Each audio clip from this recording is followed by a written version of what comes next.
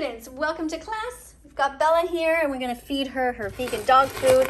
She usually gets about a cup twice a day. You can see that it's easy to pour, just like any other dog food, except that it contains no death. So that's good. And she actually really likes it a lot. Right, Bella? Yeah. All right, I usually feed her outside so that she can pee or poo afterwards. And hold on, let me just open the door. She's gonna sit on the porch here. All right, so Bella is completely healthy. She's been vegan since August 2017. There's her food. And she's doing fine. So now I'm gonna go back in the house and I wanna show you my kitchen table. You ready? Come see. Look, this is my kitchen table. And it has a whole bunch of messages on there. One of them I want to remind you about is that if you need support, you can join Facebook groups to find recipes and new vegan friends. I also want to show you today a TikTok account. This account is by this guy. His name is Hunter Toby with a number 4 at the end. Listen to him. Yes, I do literally have deer antlers tattooed on me, and yes, I am vegan. I was born and raised in rural Michigan. I was raised in a hunting family.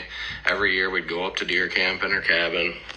My name is literally Hunter, but that just shows anybody can change. I abused animals for my whole life. I was a huge meat eater for years. I played football, was into sports, always been into weightlifting and powerlifting, and thought I needed meat to be strong and healthy, but I was wrong. Anyone can change, dude. If I can do it, you can. So go vegan.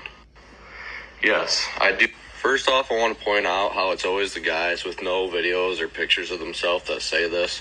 I pretty rarely, actually virtually never get shit talked to in person. I'm 245 pounds, squat over 600, work in the prison, roll with inmates every day, trained in boxing. I'm not saying I'm the baddest motherfucker, but in person, people don't really fuck with me. But all of a sudden over the internet, all these guys with no pictures of themselves, no videos of themselves, they all of a sudden have these nuts to talk shit behind the screen. But anyway, I find that funny. But I do want to say that if you think like killing a defenseless animal is what makes you manly, then like I'd reflect on that, dude, because I truly believe there's nothing more cowardly than abusing something that can't fight back. Real men stand up for those that can't fight back.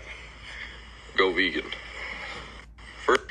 All right. Well, I guess dog fighters are justified then because they treat their dogs good until their time comes. So I could easily make an argument that it's more immoral to kill animals with good lives because they're not suffering. All right. Well, I guess dog fighters are justified. All right. We have a challenge for you guys. We want you to leave a comment in the comment section below. Something more cowardly than abusing and exploiting something that can't defend itself or fight back. All right, we have a challenge for you guys. I actually love this argument because if this person were to take 2 seconds of their time and Google search when most car-on-deer accidents happen in Michigan, it's during deer hunting season because deer are running wild from all the gunshots, so most car-on-deer accidents happen because you hunt. Not to mention there's other methods of controlling this, such as natural land bridges over roads, which they do in other countries and are proven to work. I actually love this argument because if this person were to take 2 seconds of their time, I've had a lot of butthurt hunters commenting lately, so another point I actually want to make is that hunting doesn't decrease the population. Studies have shown us that in hunted populations, does are much more likely to have twins rather than single fawns. The does in hunted populations are also more likely to reproduce at a younger age. Following the hunt, there's less competition for food. This means that the surviving deer are better nourished. This leads to a higher reproductive rate, along with a lower neonatal mortality. In nature, the weakest, sickest deer die off, strengthening the gene pool. However, hunters seek after the biggest, strongest bucks, and this, in turn, weakens the remaining population. So next time a hunter says overpopulation, no, just know they're full of shit and don't know what they're talking about. Not to mention, humans are way more overpopulated than deer and way more devastating to the environment. This doesn't mean it's okay to hunt humans. Go vegan. I've had a lot of...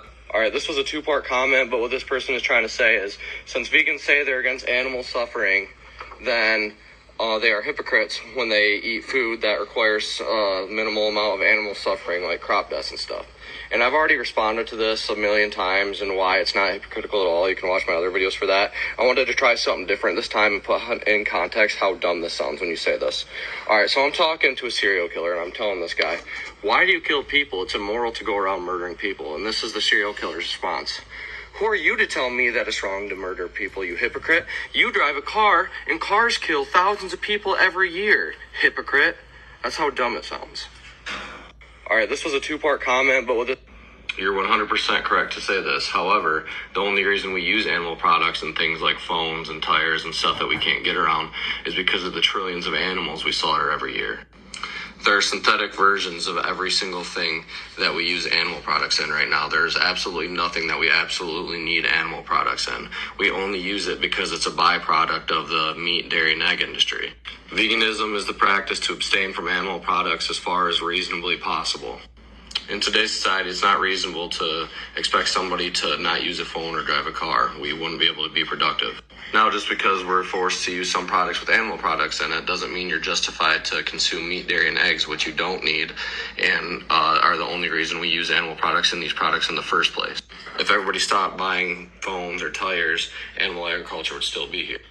But if everybody stopped buying meat, dairy, and eggs, we wouldn't be using animal products in these things anymore. We'd be using synthetic versions. Go vegan. You're 100% correct to say this. Nah, bro, what's elitist is you thinking that you're so much more important than an animal that your taste buds are worth more than their entire lives. I'm not asking African tribes people to go vegan. I'm asking you with a cell phone and access to a grocery store in a first world country to go vegan. For you to use the less fortunate as an excuse for yourself to not go vegan, not only is terrible or flawed logic, but also is quite disgusting behavior on behalf of people less fortunate than you. Nah, bro, what's elitist is you thinking that you're... It always blows my mind when people call it animal abuse to feed your animals a vegan diet. Like, somehow in their mind, feeding your animal a scientifically proven healthy diet is animal abuse. But what's not animal abuse is feeding them a diet where literally hundreds of animals are abused in order to feed them that diet, when you could have just fed them something that is the exact same structurally, just a synthetic version. And they'll be like, oh, it's not natural, though. Yeah, the taurine in your normal cat food isn't natural either. It's burned off during the process, and it's synthetic taurine. You know what else isn't natural?